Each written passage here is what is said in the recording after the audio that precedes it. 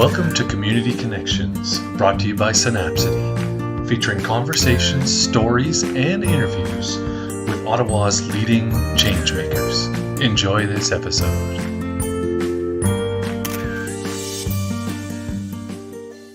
Welcome into a brand new episode of Community Connections, brought to you by Synapcity. And for this episode, we feature our Civics Boot Camp lead facilitator, Amanda Palmer, interviewed by our board member, Susan Johnson. Enjoy. Amanda Palmer has joined me live in studio this morning. She facilitated Synapcity's Civics Boot Camp.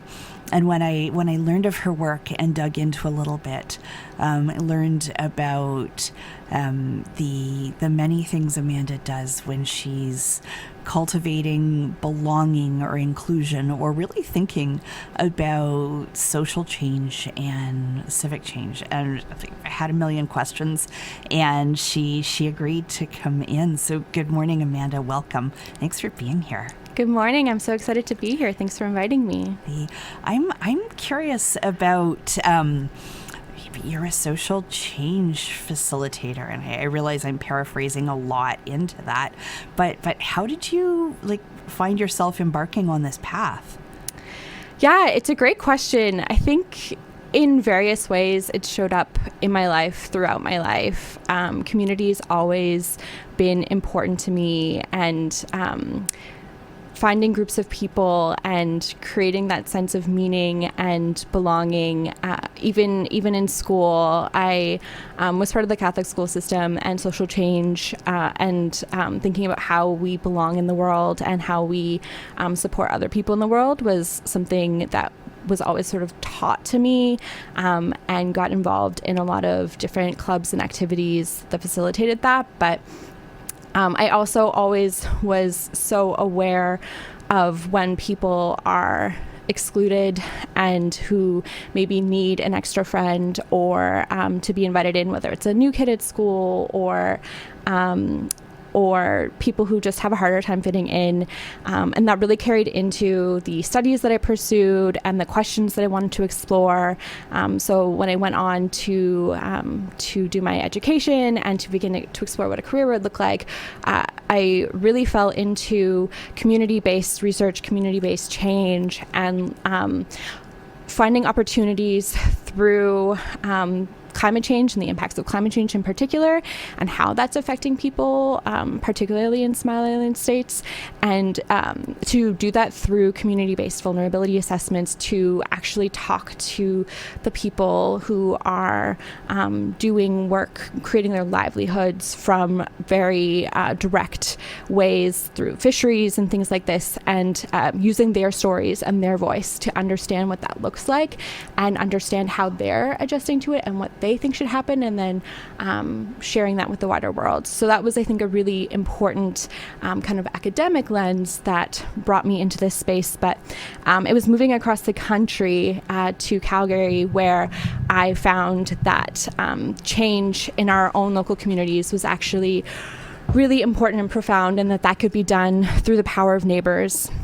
And so it was after the 2013 flood in Calgary that really decimated quite a bit of the downtown core in particular, but not exclusively, but a neighborhood that I got to work for. 40% of their households had been affected by the floodwaters in some capacity.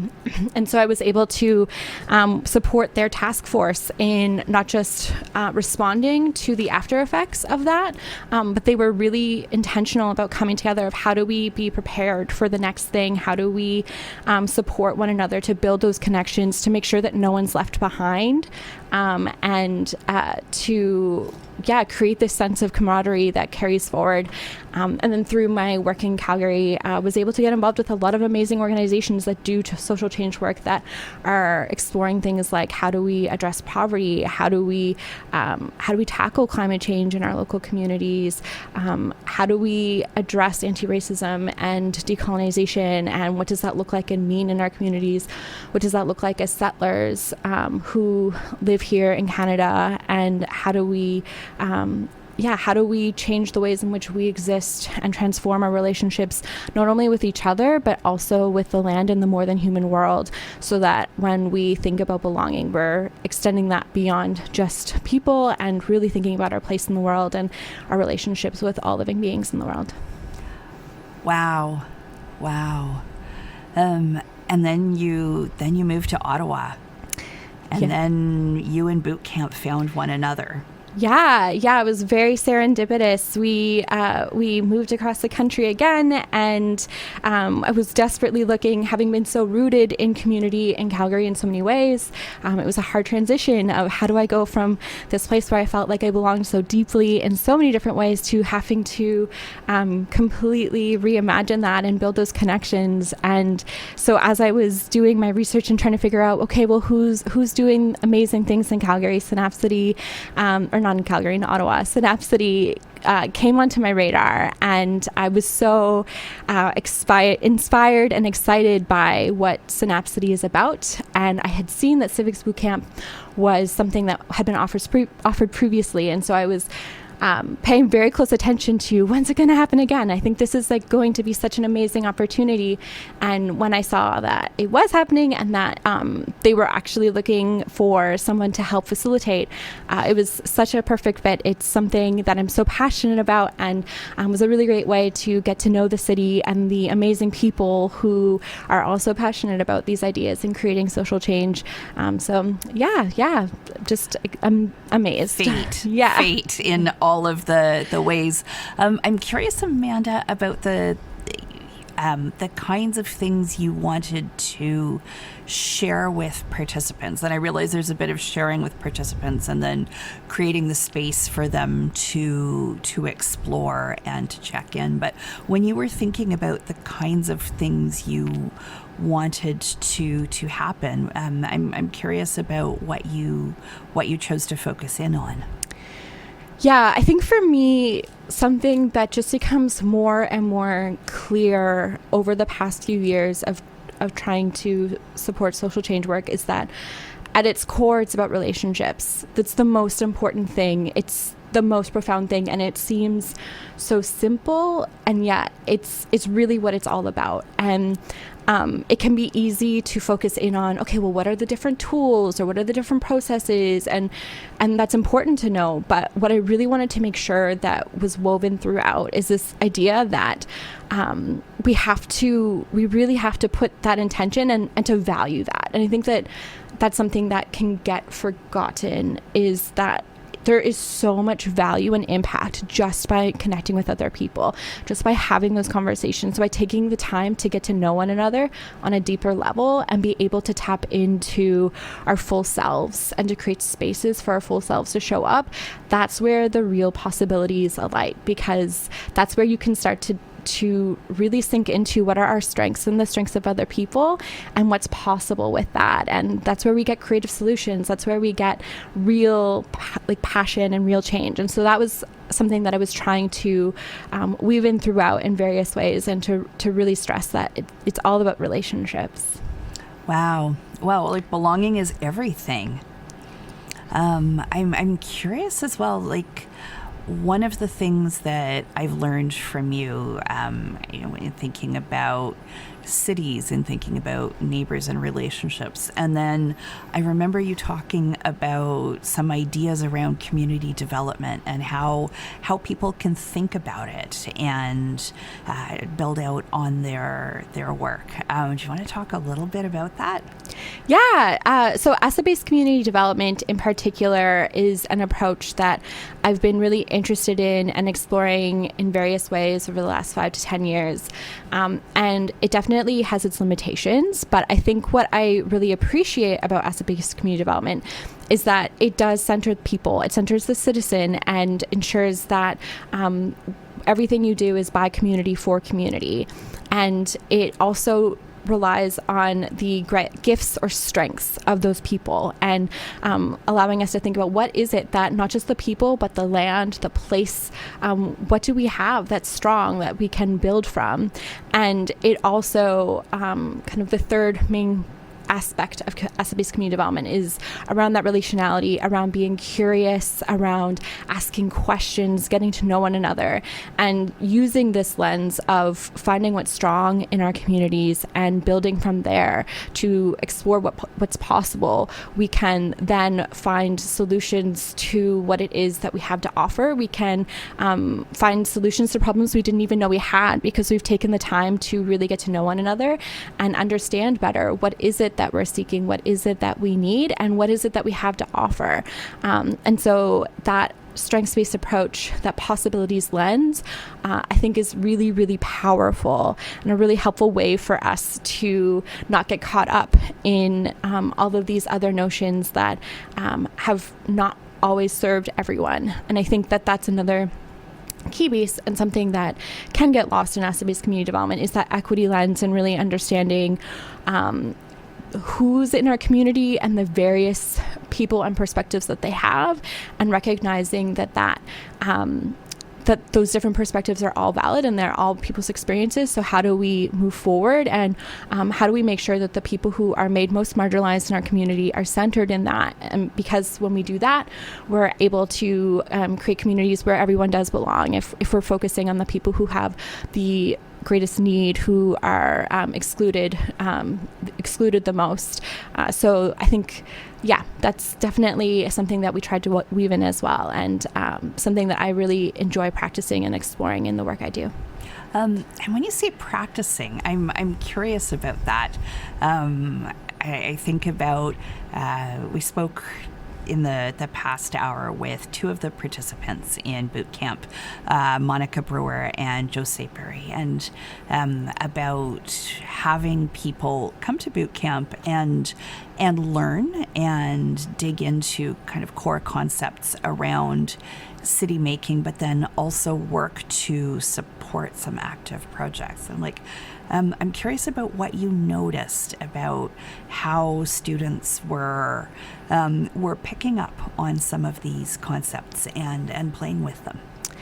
Yeah, I think in boot camp itself, something that we tried to do was, as we share concepts, creating opportunities for people to discuss and play with them a bit in the room, but then also be building them into their case study group work time, where we talked about ecosystem mapping, for instance, and gave groups the opportunity to then start to explore what that looks like. And as they were meeting with their case study representative, ask questions about who else is here and doing research to complement that.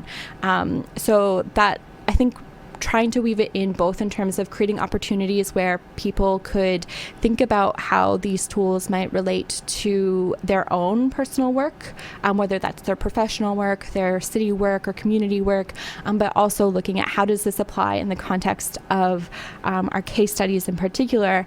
And so when we had a grad ceremony on Wednesday night, which was such an amazing celebration, getting to see the presentations that each of the groups put forward, each of the case study had different activities, different questions that they're exploring, but it was always so interesting for me to see which tools or approaches that they picked up from boot camp and were highlighting, and that helped shape the ways in which they looked at it. So I think there were various different touch points that we got to see that. Wow. Here's a really broad question for you, and because you've lived in other places and you've done community work in communities that are other than Ottawa, I'm curious about what kind of feel for things about the city that you got as you were sitting with the guest speakers or the participants. When you think about the community building energy here. I think the thing I noticed first in our very first session, as part of setting the stage and getting to know one another, one of the first questions we explored was, what kind of a city is Ottawa? And that exploration was a lot more divided, I would say, than I was anticipating. We had some really wonderful reflections of Ottawa is the city of magic moments, and there's all of these amazing gems that exist throughout the city in all parts of it, rural, urban, but you just kind of have to know where to go and where to look. And that's really cool and beautiful, and I would say unique relative to other places I've lived. And also, there was a lot of, I think each of the groups, each of our 7 tables had some sort of note that Ottawa can struggle to live up to itself, that there's like some hesitation there, that it is constantly comparing itself to other cities and not celebrating itself or focusing on what's possible here. And so I think that that's also really interesting, that there is this, I felt in that room that there were a lot of people who want so much better for our city and know that the city can be something incredible, and that we're not quite there yet. And I think that's exciting, and that means that there's a lot of commitment and possibility there, and that we can really transform the city. But it's definitely not, I haven't seen that same sort of hesitation, I would say, in other places that I've lived. So that was something of note. Yeah. And the opportunity to sit with the hesitation and to sit with the, okay, we can also build this, and we can do the thing. I'm curious about where you are. Yeah, let me ask this in 2 ways. If we think about our boot camp participants, quote unquote, graduated on Wednesday night, and I'm curious about the kinds of things where, if you'd had more time with them, what kinds of questions maybe come up for you to step into. I'll ask that about your broader practice too, Amanda. But yeah, I think there's 2 main things that I would say. The first is that 6 weeks goes by really fast, especially when the last week is a wonderful ceremony and presentations. So if we would have had a bit more time, I think we would have really been able to deepen those relationships. No matter who you're bringing together, it always takes a couple of gatherings for people to really start to get comfortable and start to explore. So I think an extra week or 2 would have really allowed for some new sparks to fly. So that's one thing, and that's something that I do try to bring in, is a bit more cross-pollination. And I think also I really love when I take part in different capacity building opportunities, to follow that up with some kind of participatory practice afterwards. And I know that we've talked about this, so we might be pulling something like this together for this group too, but something that I find really valuable after going through a learning experience, whether that's just like a couple of weeks or a couple of months, is to do something called open space or open space technology, and to do it with the framing of like, what's your burning questions? And it's such a helpful practice to bring the learners back together, and from the group you find out what it is that people are still curious about, and it could be that there is a concept that they want to dig deeper in. It could be that they have a conversation that they want to continue having. It could be that they have an idea that they want to explore. But allowing the agenda to be set by the group is the main thing about open space. And then allowing participants to choose which conversation they want to be a part of, and to explore that together, and to support one another in deepening that learning. I think that that's a really powerful tool to complement that learning and to help shift a group into an ongoing community of practice where the learners are taking the reins and continuing to explore those things. Yeah, I wonder, and also because it's Friday morning, and so we give people a bit of extra buffer. Can you tell our listeners, like, what is open space? What happens when you go to one? Yeah, so open space technology is it's a really powerful tool. I wish I could remember who created the idea, but I learned it through the art of hosting, which is an approach to social change, to facilitation, to participatory leadership. And open space technology, it's all about trusting the people that you bring together and allowing them to set the agenda. So it's really shifting those power dynamics and saying, okay, the people who are in the room, they know what they want to talk about, and they know what needs to be be said. So it's a very simple process. You typically want an extended period. Usually you would say 3 hours, and you can do this. You could do this with 15 people. You can do this with 100. It's a really flexible tool. But you take the first few minutes with a guiding question, like what's your burning question? Or how might we apply asset-based community development? You can kind of really pick your theme. And then you just ask the group, what is it that they want to talk about? And you will get different hosts. They will tell the group what their pitch is. You assign them to a table or a room or a breakout room. And then you let the participants go. They have a set period. They have a harvest sheet for taking notes. You come back. I like to share key messages that came out of the conversation so that you get a sense of what they were. And you will usually do a second round to get through the remaining options. And I think something about open space that I think is different and really powerful, and practice that I try to bring into all of the hosting that I do, is that it's rooted in different principles, like the people who are here are the right people. The time we have is the right time. And that reflects that you don't need to stay in that conversation for the whole allotted time. When you feel like the conversation is done, it's done. And you can close the conversation and move into different rooms. They also have... it's formally called the Law of 2 feet. I think there's work to change that to be a little less ableist, but that's this notion that you participate where you want to participate. And so if you're a social butterfly and you want to pop into each of the different conversations over the time, absolutely do that. And there's so much power in that cross-pollination between conversations. And if you feel like after 15 minutes in a conversation, you've been able to give and receive all you can in that moment, go ahead and move on. And I think that there's so much power in that fluidity and allowing people to show up how they want to show up.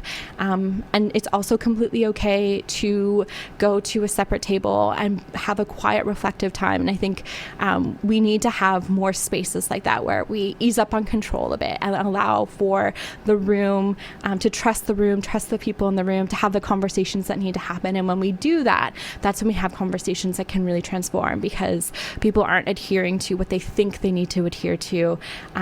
We're actually allowing people to connect and to explore what they want to explore. You know, and you think back to all the conversations we go to where we're just waiting for break to be able to do stuff with people. Yeah, exactly. This gives people the freedom to do that. Amazing. Now, how about with your own work in the world?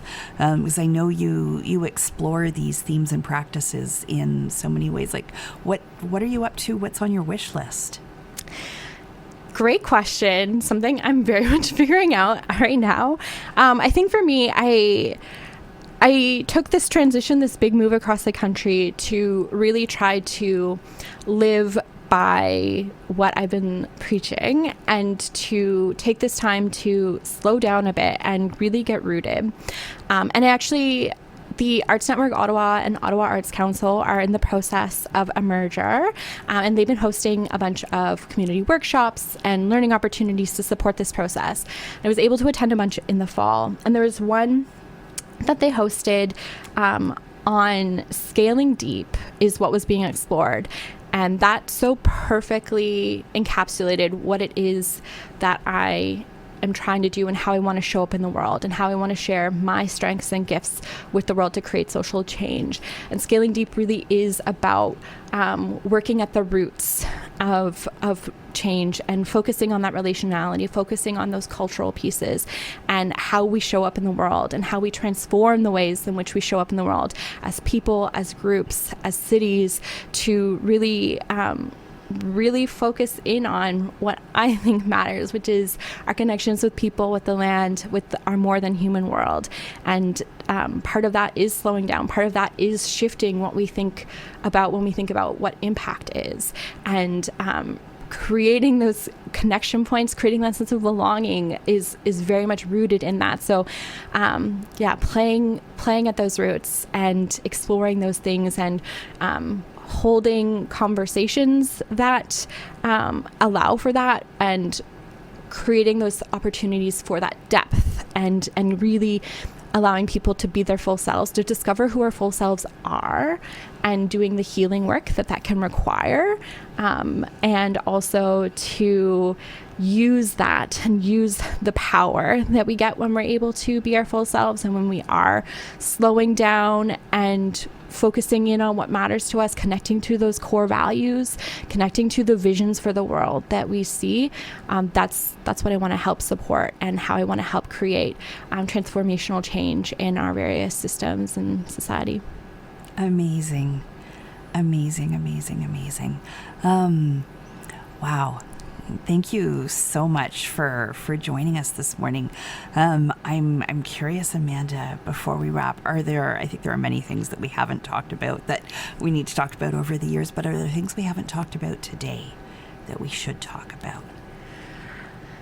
Oh, great question. I think I just want to shout out once again how fantastic an organization that Synapcity is, and what an amazing gift and opportunity that Civics Boot Camp is.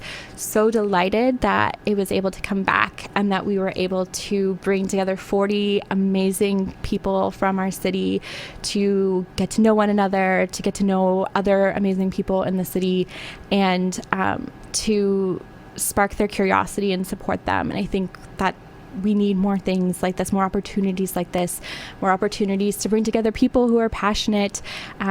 Because what I have found across my career, no matter where in the world, is that people have the knowledge, they have the skills, they have the power to create change, they have the power to make their lives, their communities better. So often what's holding people back is just that confidence piece, is just that connection to know that there's another person or a group of people who will do it alongside them. And so the more we can help people tap into their potential, the more we can help people find their networks, find other people to do the work with them, the more we'll be able to change our city for the better.